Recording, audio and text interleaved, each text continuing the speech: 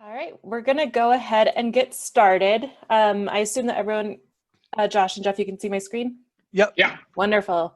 All right, so thank you everyone for joining us for today's webinar, How to Create Loyal Lifetime Patients for Your Dental Practice, brought to you by Antivio and Great Dental Websites. My name is Annalise Cavisto, and I'll be your host for today. Joining us for the webinar is Jeff Gladnick, founder and CEO of Great Dental Websites, and Josh DeVries, CEO at Antivio.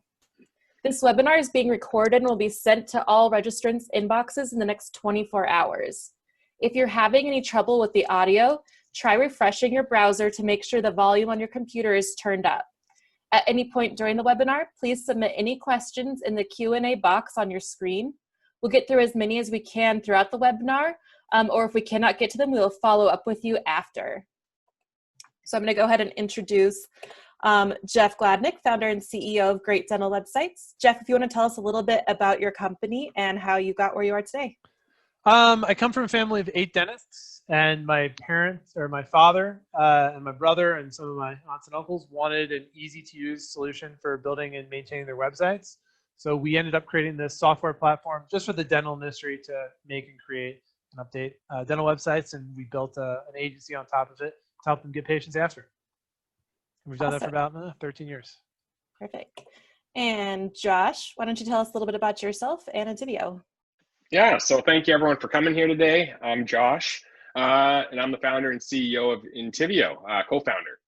Antivio is a patient communication service that really focuses on getting the right message to every patient in order to make sure they are properly prepared for their appointments, and the office has the best chance of having a successful outcome. It's really personalized patient communication. So we focus on dental offices across North America, as well as dental support organizations and academic institutions. We've been doing this since 2010, and yeah, really excited to be here and talk a little bit more about how you can get better patient communication while using a system or even doing things manually. So thank you for having me here today. Great, thank you guys. So we're going to go through the agenda real quick.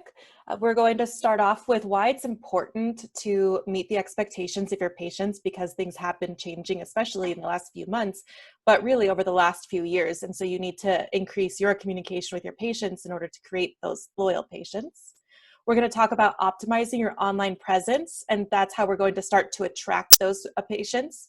And then once we have them for their first appointment, how we need to increase our communication so that we can get them through the patient journey so that they become loyal patients for a lifetime there. And then we'll also have a Q&A at the end. So Josh, I'm going to turn this over to you so you can talk about how those expectations are rising. Yeah, thank you very much, Annalise. So let's jump in and talk about the subject of creating patient loyalty. Unfortunately, it's never been harder to create patient loyalty today. Patients' expectations of what a great experience is rising. And unless your practice is evolving with the times, meeting these demands will become more increasingly difficult, which will in turn make it harder to retain your loyal patients. According to Healthcare IT, today's patients expect their healthcare experiences to rival that of consumer experiences, what they expect at a hair salon or at their corner store. And really providing a connected online experience is no longer a nice to have, but it is considered to be expected.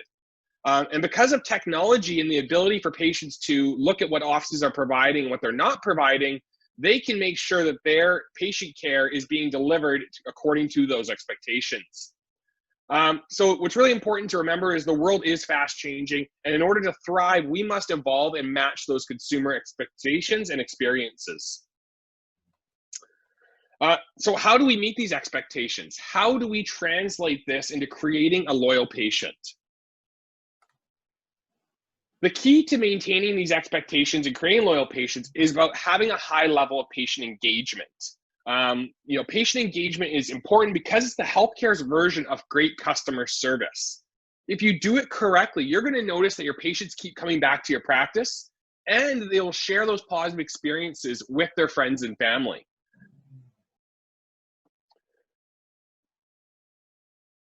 One of the things to keep in mind is that only 34% of patients tend to be highly engaged, according to experts. Now, with COVID happening, unfortunately, these numbers are probably much worse. As many are aware, the World Health Organization has recommended delaying routine dental care until after the pandemic. So it's really important that we maintain this relationship even if patients aren't routinely coming in for their normal visits. So the way we can do that is you offer a seamless patient engagement. And that really will lead to a seamless patient journey. By providing simple and seamless journey, you're going to improve your engagement and meet patients' expectations with your exceptional service. This will help you have a relationship that encourages compliance to their pre-treatment procedures that really ensure successful outcomes of their appointments. As an added bonus, if you create this kind of experience, it will ultimately lead to improved patient outcomes, as well as reducing the cost of care as it's easier to service an engaged patient. So you need to consider everything from getting patients to your websites and then booking that first initial appointment to creating communication touch points that will help ensure they stay along through the circle of care. You want to make sure that you're optimizing your online presence and that you are where your patients are. That could be on your website, on Facebook, on Instagram, maybe even YouTube. So to go a little bit further about how we can optimize our online experience, I'm going to pass it over to Jeff, and he's going to go over some tips about how we can do that more effectively. So Josh mentioned some great points, and it is difficult to maintain loyalty. But what can we do to try to win these loyal patients in the first place? How can we make our practices more visible to increase the chances that if another patient's out there looking for a new dentist, we win them and have the chance to hopefully retain them for a long time? So your entire patient online experience needs to be tailored to provide them with relevant and educational content they can use to feel comfortable making a decision to come to you. And then after that, your service and your experience with them is going to play into loyalty. So let's go to the next page. The best thing that we can do, first of all, is get found. One of the best ways to get found is on Google. And Google My Business is taking over a lot of the search results for when people are looking for dentists in their local areas. So how do we convince somebody on our page that we're the right person for them? Let's go to the next slide and kind of see how this looks. So this is a typical Google My Business profile. It's actually a pretty good one that's filled out well. And there's a couple things that I want to draw your attention to. One, we have good photos of the practice and the actual dentists and people in the practice. This is important. And you kind of see this reinforced. You can see the little circular picture right below the map up there in the upper right. It all matches, same guy's face. We see the same person's face in the photos. What we don't see is lots of stock photography that's just completely unrelated to the picture. This feels very real and authentic. We see tons of great reviews. They're not perfect. It's a 4.9. There's, somebody didn't have a perfect experience, and that's okay. You got to remember, I think it's like 2 to 3% of the population are sociopaths. Somebody's going to come in, have really unreasonable expectations.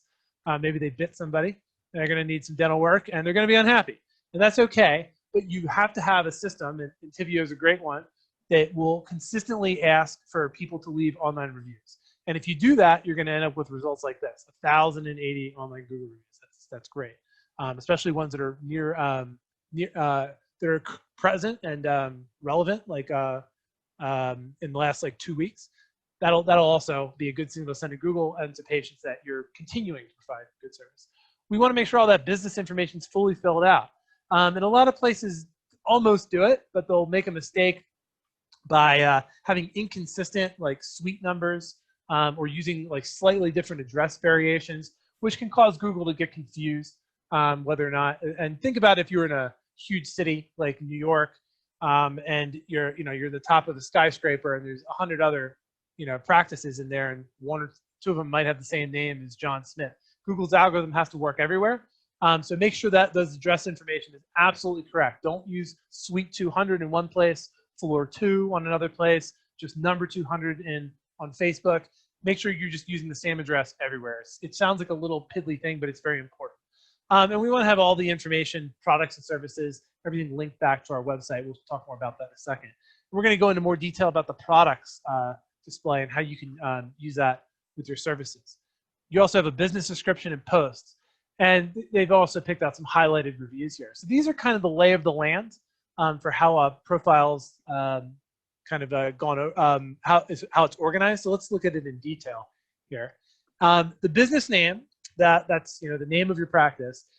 It's tempting to try to stuff a keyword in here and say like, the best Scottsdale, Arizona dentist, or Scottsdale AZ dentist -- Scottsdale Dental Solutions. Google hates this. They really don't want you stuffing keywords in here. You have to limit it to your business name. Now, if your business name has the name of your city in here, that's okay, but you can't just add it in. It really has to match your official business name. We also, we want to display all the categories that you're relevant to, and it's usually more than just dentist or dental clinic.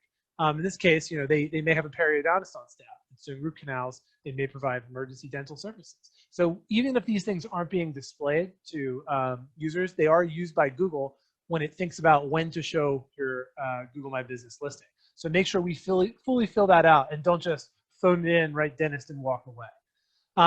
We talked about that physical address information. I think I've beat that horse enough. Let's go to the next slide. When we're writing our business description, try to take care to have a couple of keywords in here, but don't overdo it.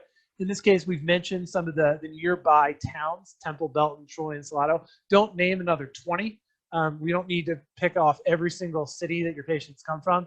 Just pick the 3 most relevant ones that are close by. Same thing with services here. We don't need a complete list of services, but pick the important ones that you want people to be aware of that financially make a difference in the practice, and list those. And the rest of it should be very human readable and flow naturally. Don't use this to stuff keywords. We're not solely trying to impress a computer. We've got to remember the human element here too. And take this opportunity to talk about what makes your practice unique. If you have any special equipment or a special approach or philosophy that can be summed up in a sentence or two, is a great place to add it. Let's head over to the next slide. Photos. This is a great photo, and part of the reason is there's a lot of people in it. And I tend to harp on this a bit, but a lot of photographers will come in and they're used to taking real estate photography. But we're not selling this house on Zillow, or some other real estate site for commercial real estate. We want to sell this as a healthcare business, and so much of this are the people. And it's very important to keep the people in as many of the photos as possible. So don't just show the waiting room. Show your staff, in this case, it looks like having a celebration in there. Don't show a treatment room. Show the dentist working in there. Don't show the patient's face, have their back turned, but have the dentist kind of looking over and smiling. Don't show the front desk, empty. Show them, on the phone or waving, and you can start to imagine the experience if you're a nervous patient. And I went to my dad for 35 years, and I was never afraid to go to the dentist unless I had bad grades or something. But a lot of people do have a phobia, and you have to do as much as you can to allay those concerns. And part of, not treating is probably too strong of a word, but allaying those concerns that they have is trying to get them acclimated to the experience they're going to have in their office. And if they just see a blank canvas and like an empty, building, they will fill that with their imagination. But if you give them examples of, this is going to be an inviting, calm, peaceful, welcoming atmosphere, they'll fill it with that instead. So please consider that. Any other photos you have, if you want to do before and after cases, that's great, but show both. Don't just show a lousy smile in there and hope Google will get the slides right or that the person will scroll the next page. Show both together.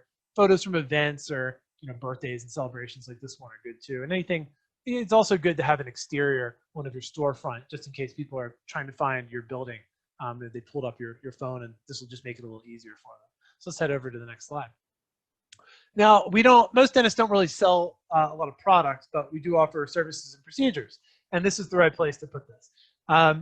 For this case, we just need, a picture, kind of in this one, dental implants kind of sums it up pretty well. The name, and then we need a link to the page on your website. You should have a landing page for every service and procedure you offer, and we'll go into detail about the best way to do that. And the last thing I wanted to mention was Google Posts. A lot of people don't take the trouble to do this, but it's really easy. It only takes a minute or two. And any important news or information, just think of this as like a quick blog post or the way you would post something to Facebook. Also post it to Google Posts. Any COVID-related announcements. I know there's special sections for COVID now, and those are important to fill out too. But you want, if people see this activity, especially these days, they're going to know that you're open. They're going to see that you're actively participating. It just sends a better signal to both to Google and consumers that you're real and you're there and you're paying attention. Any special offers or seasonal information, reminders to use their insurance by the end of the year, stuff like that, or closures due to holidays. These are all great things to add there. Just try to do this about at least once a month. I think that they'll kind of stay present here. I think it's about 7 days. So if you want to do it once a week, that would be great. But at least once a month is what we would recommend. So we've gotten let's say we follow these instructions. We have a great presence on Google My Business. We're attracting visitors. They're impressed by what they see, but they want to know more. They're going to click through to the website. And here's our opportunity to close the deal and turn this visitor into a new patient. How do we do this? What do we need to show them to convince them to call us? Well, first of all, make sure we have a very easy way for them to contact the office, and in a variety of different ways. Some people might be at work and unable to pick up the phone and call. They don't want to get caught by their boss, making a personal dental appointment, and they may not have the flexibility to do that. So why not live chat? Why not a contact form? Why not online appointment booking? Give people as many options as possible to contact you, and you'll start to win more patients at the margin. Some people just have a strong preference for one way or the other. I'm right on the border of being a millennial, but I firmly embrace live chat. It's very easy for me to have that in the background while I'm working on something and just get something dealt with or scheduled. I use that all the time with American Express. So just consider giving everybody these various different tools. Again, I did mention millennials myself, but it's not just millennials. Other people want to do this too.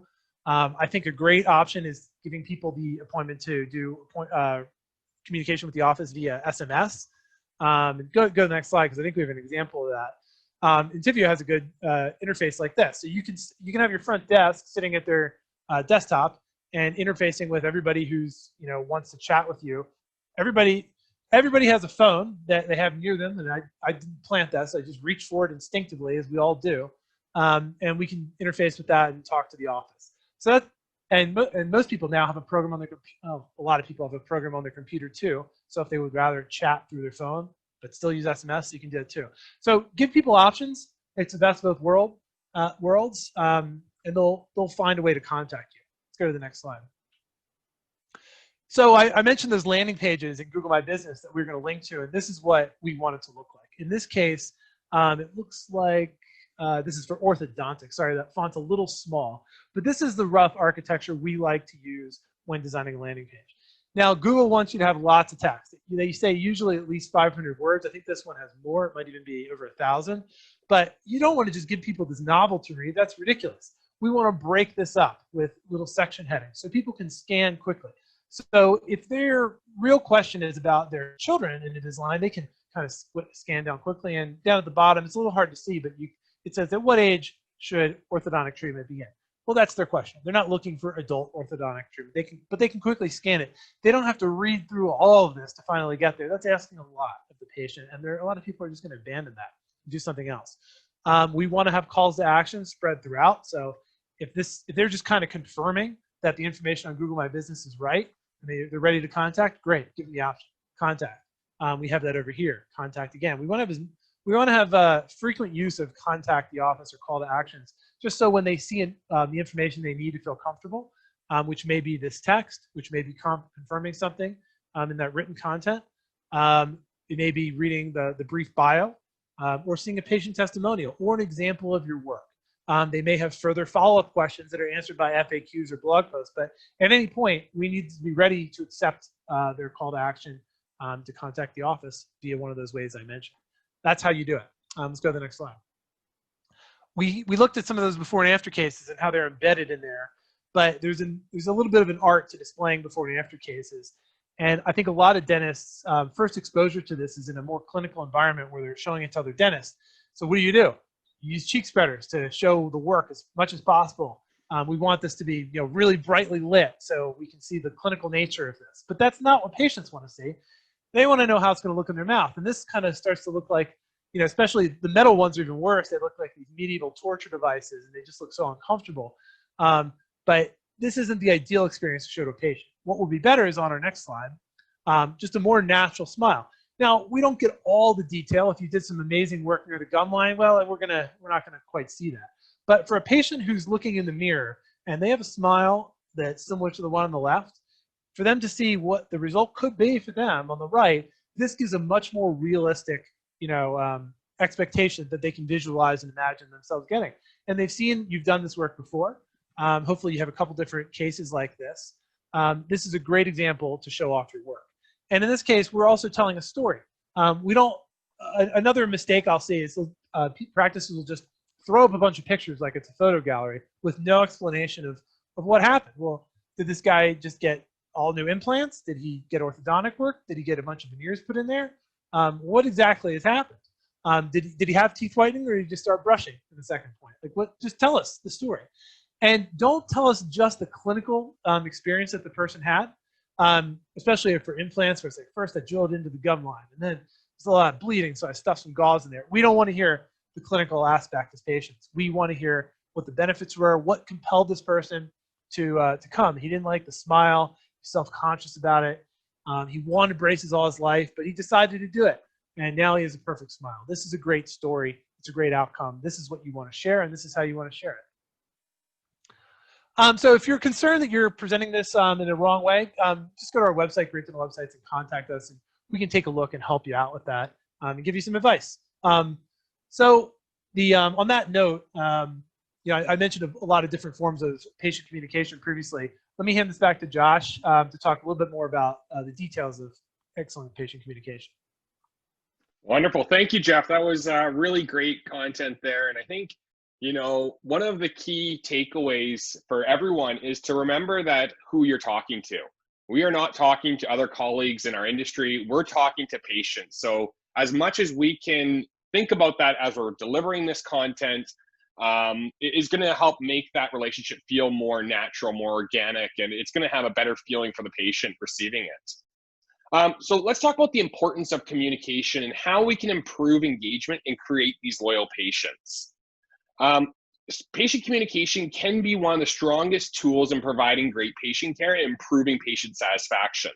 In fact, patients have become so accustomed to excellent communication in other industries, it's now expected for healthcare providers. And although this may seem scary and daunting, it's really an opportunity for your practice to be a leader in this and to set the other dental offices apart. A great example of this is that we want to ensure we're creating a good cycle of communication. And the reason we use the word cycle is that there should always be a follow-on step, and that will ensure that no patient falls through the cracks. This will, ultimately lead to better engaged patients and retaining their loyalty. In fact, 42% of patients say they would be more engaged if they were contacted in between visits rather than just on appointment reminders.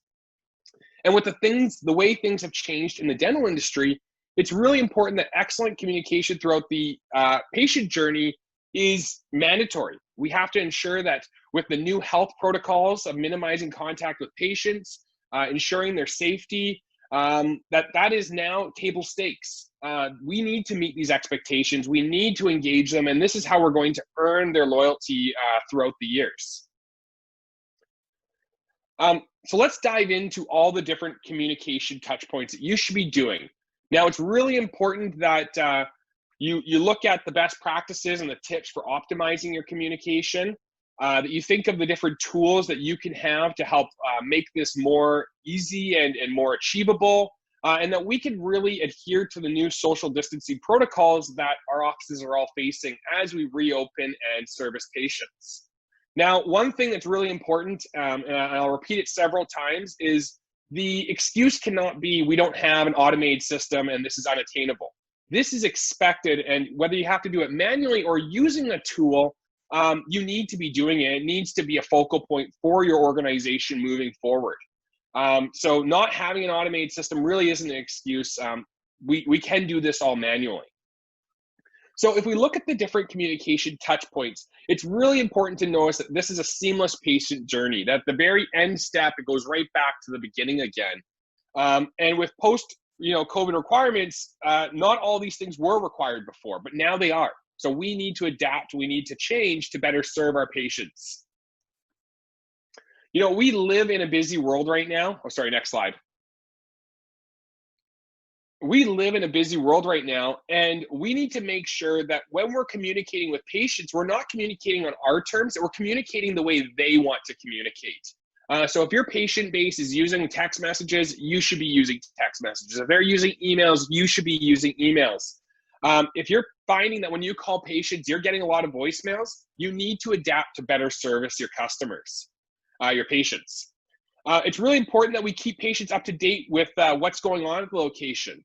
And that we're also focusing on how can we fill more of these appointments through requests.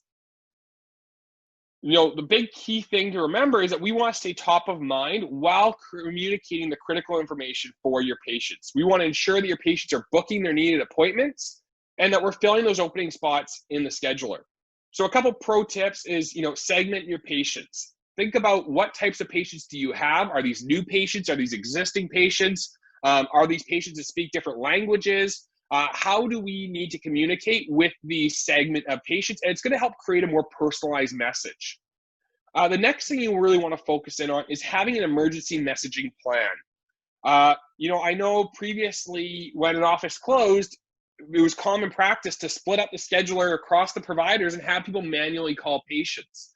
However, that becomes a very tedious task, and it's really difficult to ensure that every patient gets that message. So it's important that you have an emergency messaging plan that's easy to launch when you need it. Thank you. So the next thing to keep in mind is pre-visit reminders and screening surveys. So obviously, everyone is guilty of forgetting an appointment now and then. And it's really important that if we want to keep our patients engaged, that we need to remind them of these appointments.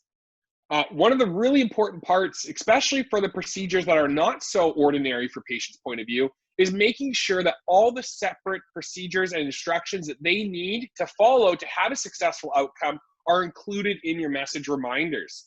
So this could be things like pre-medication alerts, it can be pre-op instructions, it could be fasting instructions. Having your patient show up but not prepared is the same as them not showing up. So you want to make sure if you're putting in the effort to have this communication that it has all the information they need to have a successful outcome. With the concerns of patients' health and safety, as well as your staff's, it's really important that we have wellness forms and symptom alerts. So making sure before an appointment, a patient is confirming that they have no symptoms, that they are well, and they are able to have this procedure completed. And you also want to make sure that that survey can be a way to reschedule patients if they are not feeling well and they do need to, abstain from having that visit today. Make sure there's a feedback loop that you can get that information and you can follow up with them. The third step, which is a really new thing for our industry, is this idea of a virtual waiting room. Gone are the days where everyone loads into the office lobby and waits, 10, 15, 20 minutes to be seated in their chair. There are new social distancing protocols that we need to maintain and put in place to maintain excellent customer service. So one thing you may want to look at is how can I implement a virtual waiting room? You probably want to leverage two-way texting, because when a patient is on the go in their car, parked in your parking lot, they probably are not going to want to send an email. They're going to want to have texting because that's going to be convenient. You want to make sure that the front desk has an easy way to send out these text messages to their patients, and to make sure the patient knows where the predetermined waiting area is while the office can sanitize and ensure the lobby is safe for the new patient to enter. Now, that's obviously going to limit the contact between patients, and it's going to ensure safety among your patients and staff. Now, one of the cool things that you can do, there's many texting platforms out there where you can send text messages to your patients and they can text you back in a non-automated fashion. But it's really important that you have good use of this at your fingertips. So I recommend not using a cell phone, but use something that leverages your computer's keyboard, because obviously your front desk can type a lot faster than they can, text on their phone. But also is try to think of different chat templates that you're going to use over and over again. So if you have a canned message about, please wait in your car, we will message you and notify you when it's safe to enter, you're going to want to have a library of different templates that you can just copy and paste, or hopefully your system has saved, that you can add and not have to retype the message over and over again. This seems like a really obvious step, but it's one of the ones that's really important and often gets forgotten or overlooked, especially from the patient's point of view. You'll want to send a post-appointment follow-up message. Now, this could be post-op instructions, it could be a survey, it could be questions that ensure optimal outcome of your patient's oral health. You want to make sure these surveys are personalized based on the procedure being performed.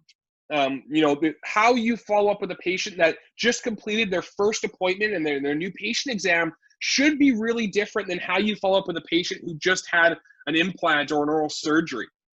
So making sure that these information is relevant and personalized is going to help increase that engagement and lead to obviously a better relationship. I always say include a refer a friend option. Patient referrals is still by and large the largest way that offices receive new patients. And then make sure that you have post-appointment check-ins to make that patient has an easy way to notify you if they have developed symptoms after their appointment, and that you could start making sure that no other patients have similar symptoms. The next thing we want to talk about is online reviews. So Jeff did a great job talking about how online reviews are displayed from a patient's point of view on their website. And he mentioned how we can help get online reviews garnered and put onto that website. So when you create a safe and exceptional patient experience, you want to make sure that all that good work is being leveraged to help retain new patients. So some of the things that you can do is you can send a survey following their appointment, and you can encourage your happiest patients to leave online reviews. Now, I know talking to Jeff in previous conversations, he talks about it's really important to have diversity amongst your review sites. That having 100 Google reviews but only one Facebook or one Yelp or is not going to be as good as having an even amount of reviews across the different sites that you want to promote. And you want to make sure that your survey or your online review soliciting tool isn't just putting everything onto Google or everything onto Facebook or everything onto Yelp, that's actually distributing them to the channels that you need to build up the most. So that's a really important step. You want to make sure that it's really easy for new patients when they see these reviews to go to your website and have an easy way to request an appointment. We say this, I'm sure Great Dental website says this, is time kills all deals. And that's not too different from the dental industry. If a patient puts on Facebook looking for a new dental office, they may have 3 or 4 different dental practices that get recommended from good friends. How you determine that they go to you versus the other 3 options is by when they hit that request, you immediately follow up with them. So you want to make sure that request leads to a conversation that you can get them scheduled as quick as possible. This can be done through online scheduling with some applications. But it can also be done just through real-time text messaging and making sure that you're not letting that patient, wait an hour or 2 hours before you get back to them. At the end of the day, this is going to lead to happier patients, and it's going to lead to newer patients coming in as well. So just a pro tip is to make sure that you are embedding these results onto your website. Jeff, I think you were mentioning before that you want to have at least 10 on your website, so patients are seeing that it's just not one patient that loves you, but many patients love you. And you want these reviews to be refreshed every once in a while. So if a patient's visiting or coming back to your site, it's not the same review from Susie 5 years ago, that you're seeing new patients and you're having exceptional experiences even last week or the week before that. The final step in the journey is we want to talk about recalls. So one thing that's really important to remember is that recalls are not just hygiene appointments. We like to think of recalls as any reoccurring appointment. Now, you want to make sure this step is automated, because if it's not, it's really easy for patients to fall through the cracks. You also want to make sure that's personalized to the type of reoccurring appointment that they have. This is gonna make patients, when they see these messages, not think it's spam, not think it's unimportant, but to think this is a message that is about the procedure that they are completing over the next series of appointments. So, really big important thing to think about is that recalls can be ortho appointments. They can be teeth whitening appointments. They can be Invisalign appointments. They can even be Botox. And obviously they can be hygiene. Any appointment that automatically has a follow-up appointment is in essence a recall procedure. And you want to make sure that patients don't fall behind in their treatment plan by neglecting to book those next appointments. So you want to make sure the patients, when they get these messages, have a way to schedule that appointment directly in that message. And finally, the last kind of summarizing thing I want to talk about is on how, if you leverage these 6 different communication touch points, you are going to see an increase in patient engagement. Because when you communicate, engage with your patients, and they're receiving specific communication around their procedures, they're more likely to show up prepared. And when patients show up prepared, the office has the best chance to ensure a successful outcome of their appointments. And this all leads to building meaningful relationships and creating a lifetime loyal patient. Hopefully this was, of value today. One of the things that we wanted to leave you with as a tool to see, how you're ranking with patient communication and patient engagement is a self-assessment. So we ask, I think it's pretty short, 3 or 4 questions that just give you a good insight as what level of engagement are your patients having based on the results you're seeing. So, really at the end of the day, we want you to spend this time to think about, where am I at and where is the room for improvement? Or maybe you're doing an awesome job and you should share with others on how you're doing this already. So thank you very much. I hope this was informative, and yeah, I'll pass it back over to Annalise. Great. Thank you, Jeff and Josh. That was some really great information on how you can create loyal patients. I know we talked from optimizing your online presence all the way through to creating that seamless communication plan for the patient journey. We're going to open up our Q&As right now if anyone has any specific questions for Jeff or Josh around patient loyalty. So let me check right now and see if we have any in the Q&A. While I'm looking at that, I am going to go ahead and put the contact info. You can see it here for both of our speakers. So if you have anything that you'd like to ask them directly, you can go ahead and email either Jeff or Josh after this meeting ends. Not seeing any questions. Oh, here we go. Just got one. So someone wanted to know if they are only able to focus on one step of this process, what part do you think it should be? And I guess I'll ask both of you that. For Jeff, why don't you go ahead and talk about attracting new patients? I guess it would be where you're weakest. You do need, it doesn't make sense to start working on, lower or content on your website if you can't be found in the first place. So we typically describe marketing in terms of like a funnel, and they have to find you first, and then they have to click through, and then they have to be convinced, and then they have to call and have a good experience and show up and have a good experience to come back.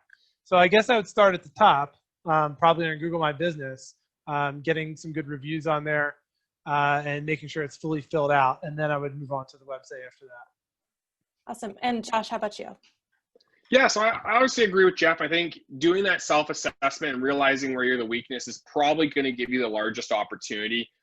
If you're a little bit stumped on where that may be, for most offices, it's around the recall cycle.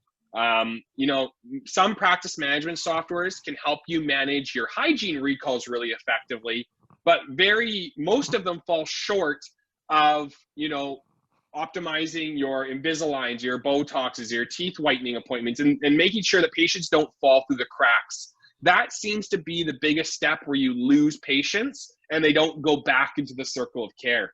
So if you're stumped, I would start with recalls, but at the end of the day, it's going to be where the largest opportunity is. So if you're not doing anything for COVID screening or virtual wait room, I would look at that because the health and safety of your staff and your patients is obviously extreme importance. But, if all things were the same and we weren't going through a pandemic right now, I would say most offices are going to find that a lot of patients fall off through the cracks in the recall cycle. And then that's the final step of looping them back in. And that's where I would focus. Awesome. And we just got another question. So if you have multiple locations, how do you handle this type of attracting patients and then dealing with those with multiple locations? Yeah, so I think Jeff can probably speak from a website perspective and a branding perspective, but from a communication standpoint, it's really about having a unified experience. If you're choosing to go to a dental support organization or a group practice, it's because you are aligned to their values, their beliefs, what they stand for, how come they exist. And you want to make sure that all forms of your communication is representing that. It's really important that if you have brand logos, they're all unified, that your communication seems like it's written by the same person or has the same values. So really just making sure from a brand perspective that you are properly displaying that brand values and what you need to do to ensure that patient feels that experience every visit, no matter which location they go to. So from a branding perspective, it depends. Some practices, it really depends on how many practices you have and how close together they are. If the practices are in totally different markets, and they're really spread out, like across the state or something, a lot of times the practice owners will kind of brand them completely differently. So it's like, you know, hometown dental, and then the other place is some other small town, you know, dentistry, another small town smiles. Now, on the other hand, if you're in a large metropolitan market, there's some advantage into branding them all the same. You do kind of have this, you know, you're going to be looked at through the lens of being a corporate dental practice, but you may be able to overcome that by being able to access mass media effectively. So it's not really effective most of the time to buy you know, expensive TV or radio spots or printed newspapers if you're just a small practice that can only serve a small section of the city. But if you have 8 locations and you're all over the metropolitan area, well, this is a different story. So that I would need to know a little bit more information. And Emma, if you want to just send me an email, I can give you some more specific advice. But that's kind of how we typically look at it. It's just how far apart you are and what type of image you want to portray, if you're okay with being looked at as corporate dental or not, and what type of ultimately marketing you're going to employ to get there. Those are the factors that we typically look at when giving advice. Great. Thank you both. I don't see any more questions, so I think we're going to be good to wrap up at this time. So thank you again to both Josh DeVries of Intivio and Jeff Gladnick of Great Dental Websites for joining us today. Just as a reminder, we will be sharing the recordings of this with everyone who's registered, so keep an eye out in your inbox. And if you have any questions in the meantime, feel free to contact either Jeff or Josh. So with that, I'm going to go ahead and end this meeting. Thank you again for attending, and hopefully we all see you guys in the near future.